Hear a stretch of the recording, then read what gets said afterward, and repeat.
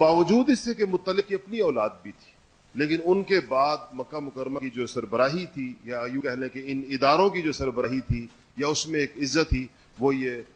جناب عبد المطلب کو ملی جو رسول اللہ صلی اللہ علیہ وسلم کے دادا تھے۔ ان کے ساتھ دو تین واقعات کا تعلق ہے، اس کا حضور کے عہد کے ساتھ تعلق ہے، میں اس کا بہت بالاختصار اس کا ذکر کر لوں۔ ایک تو یہ ہوا کہ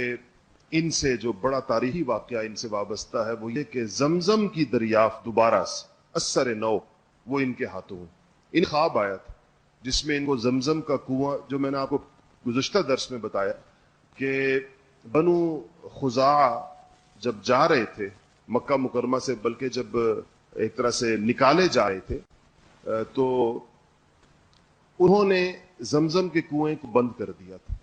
اور خانہ کعبہ کی کچھ چیزیں بھی اس میں ڈال دی تھیں، کوئی ہرن تھے، کچھ اور خانہ کعبہ کی چیزیں تھیں، سونے کے ہرن تھے، کسی بادشاہ نے بھیجے تھے خانہ کعبہ کے لیے،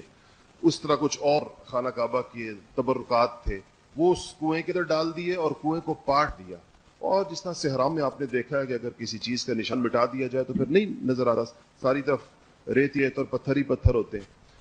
تو وہ ان لوگوں کو یہ تو پتا تھا کہ ایک زمانے میں یہاں زمزم تھا، کیونکہ یہ تو ایک ایسا جیسا لوک داستان ہوتی ہے، قصے ہوتے ہیں، باپ دادا سے سنتے ہیں۔ اسماعیل علیہ السلام میں قصہ ایسا نہیں تھا جو ان کی اولاد کو بھول گیا، لیکن اب پتہ نہیں تھا کہ ہے کہاں،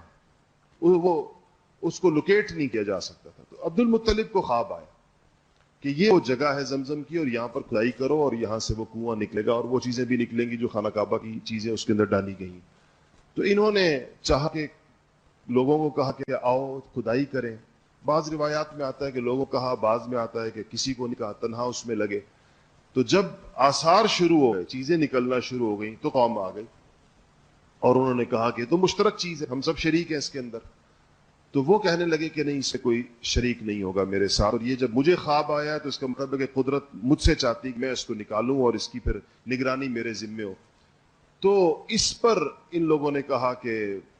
ہم اپنے فیصلے کے لیے کہیں جاتے ہیں۔ وہ فیصلے کے لیے ایک خاتون کا انتخاب کیا جو بڑی کہانت کہتے تھے، وہ کہانت سے وابستہ تھی، لیکن اس دوران کچھ آثار ایسے نظر آئے، میں اس کی تفصیل کو مختصر کر رہا ہوں، کہ جس سے لوگ اس پہ متفق ہو گئے کہ یہ اعزاز عبد المطلب ہی کے پاس رہنا چاہیے، انہی کو اشارہ ہوا ہے تو وہی اس کو آخر تک پہنچائیں۔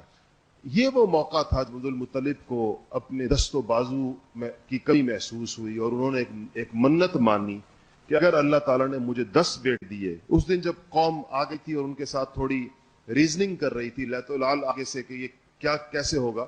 تو انہوں نے کہا کہ اگر مجھے اللہ نے 10 بیٹے دیے اور 10 کے 10 بڑے بھی کر دیے، آپ پتہ زمانے میں بچوں کے مرنے کا ریشو بہت زیادہ ہوتا تھا، کہ وہ اتنے بڑے ہو جائیں کہ میرے ساتھ کسی لڑائی کے اندر کھڑے ہو سکیں، تو کہا کہ ان میں سے ایک کو میں اللہ تعالیٰ کے راستے کے اندر قربان کروں گا۔ ابراہیم علیہ السلام کی سنت کے اوپر عمل کرتے ہوئے، جیسے ابراہیم نے اسماعیل کو ذبح کیا تو میں یا ذبح کرنا چاہا تو میں بھی اس طرح ان 10 میں سے ایک بیٹے کو ذبح کروں گا۔ وہ موقع تھا جب انہوں نے یہ منت مانی تھی، تو اللہ تعالیٰ نے اس کے بعد ان کو 10 بیٹے دیے، اور ان 10 میں سے ایک عبداللہ تھے جن کی والدہ کا نام فاطمہ تھا، اور یہ بھی قریش کے ایک بڑے معزز خاندان کی خاتون تھی۔ تو جب 10 ہو گئے اور بڑے بھی ہو گئے، یعنی جوان ہو گئے، تو انہوں نے جب ان میں سے کہا کہ اب میں کس کو ذبح کروں، تو کس کو قربان کروں اللہ کے لیے، تو قرہ ڈالا تو وہ عبداللہ کے نام کا نکلا جو ان کو سب سے زیادہ عزیز تھے۔ اچھا، بعض لوگ اب یہ کہتے ہیں، تاریخ نگاروں نے، مورخوں نے، سیرت نگاروں نے لکھا ہے کہ ان کو خود تامل ہوا کہ عبداللہ کو ذبح کروں یا نہ کروں، لیکن جو سیرت کے زیادہ مستند واقعات ہیں اس میں لکھا ہے کہ انہوں نے کوئی تامل نہیں ہوا، اور انہوں نے چھری بھی اٹھائی اور عبداللہ کا بھی ہاتھ پکڑا اور چل پڑے کعبے کی طرف، کیونکہ وہاں جا کر قربان کرنا تھا۔ تو جو عبداللہ کا جو ننیال تھا، یہ جو فاطمہ کا خاندان تھا، وہ لوگ آئے اور ان کے ماموں اور دوسرے لوگ، انہوں نے ان سے کہا کہ یہ تو آپ کا سب سے بیٹوں میں سے بہت اچھا بیٹا ہے، تو آپ اس کی بجائے کوئی اور متبادل کوئی صورت اس قربانی کو پورا کرنے کی سوچیں۔ تو کہا کہ کیا کیا جائے، تو ایک اسی کہانت سے وابستہ خاتون کے پاس ہے کہ جی یہ تو منت ہے، لازم پوری کرنی ہے۔ عربوں کے اندر اپنے قول کو پورا کرنے کا مزاج بہت زیادہ تھا۔ اس زمانے میں جو دیت تھی، یعنی ایک جان کا جو بدلہ تھا وہ 10 اونٹ ہوا کرتا. تو اس خاتون نے کہا کہ آپ ایسا کریں کہ عبداللہ کی جان, اگر مطلب جان کے بدلے کا مطلب آج کل جس کو آپ دیت کہتے ہیں, کسی سے کوئی بندہ غلطی سے مر جائے تو اس کی دیت ادا ہوتی ہے قتل خطا کے اوپر, تو وہ 10 اونٹ تھی اس زمانے کے اندر. تو انہوں نے کہا کہ آپ یوں کریں کہ 10 اونٹ ایک طرف رکھیں اور عبداللہ کو دوسری طرف رکھیں, اور دونوں پر قرعہ ڈال. اگر 10 اونٹ نکل آئیں تو بس 10 اونٹ قربان کر دیں, عبداللہ کی جان بچ جائے گی. اگر عبداللہ کا نام نکل آئے تو 10 اونٹ اور بڑھا دیں اور دوبارہ قرعہ ڈالیں. اس طرح یہ طریقہ اس نے سمجھایا. تو انہوں نے یہ شروع کیا, عبداللہ کا نام ایک طرف, 10 اونٹ دوسری طرف. قرعہ ڈالا تو عبداللہ کا نام نکلا, پھر 10 اونٹ اضافہ کیا, پھر قرعہ ڈالا, پھر عبداللہ کا نام نکلا. تیسری دفعہ, چوتھی دفعہ, پانچویں دفعہ, چھٹی دفعہ, ساتویں دفعہ, آٹھویں دفعہ, 9ویں دفعہ, اور پھر 10ویں دفعہ جب انہوں نے, اب اونٹوں کی تعداد 100 ہوئی, ہر دفعہ 10 اونٹ بڑھاتے گئے. جب اونٹوں کی تعداد 100 ہو گئی اور انہوں نے قرعہ ڈالا تو اب جا کر اونٹ نکلے. اس وقت انہوں نے وہ 100 اونٹ ذبح کیے, اور اس وقت سے عربوں میں ایک جان کا بدلہ 100 اونٹ قرار پایا, جس کو اسلام نے بھی برقرار رکھا, اور آج بھی ہمارے ہاں دیت 100 اونٹ ہی.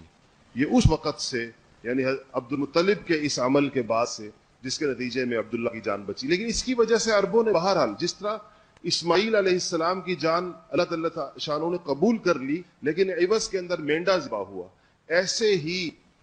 عبداللہ کی عوض کے اندر 100 اونٹ ذبح ہوئے, لیکن عرب ان کو ذبیح کہتے تھے, جیسے اسماعیل کو ذبیح کہتے ہیں. اسی لیے ایک دفعہ دیہاتی آیا جو رسول اللہ صلی اللہ علیہ وسلم کی خاندان سے واقف تھا اور پرانی تاریخ جانتا تھا. صحابہ بیٹھے تھے, اس نے حضور کو مخاطب کیا, یبن الذبیحین, اے 2 ذبیحوں کے اولاد. تو صحابہ نے پوچھا, یا رسول اللہ, ایک ذبیح تو اسماعیل تھے, یہ دوسرا ذبیح کون ہے جس کی طرف اس نے آپ کو بلایا ہے کہ 2 ذبیحوں کے اولاد؟ کہا, میرے والد عبداللہ کا یہ کہہ رہا ہے, کیونکہ میرے والد کو بھی اسی طرح میرے دادا نے. پھر یہ آپ نے صحابہ کو بات پوری بتائی اور کہا کہ کیسے 100 اونٹوں کے عوض کے اندر میرے والد کے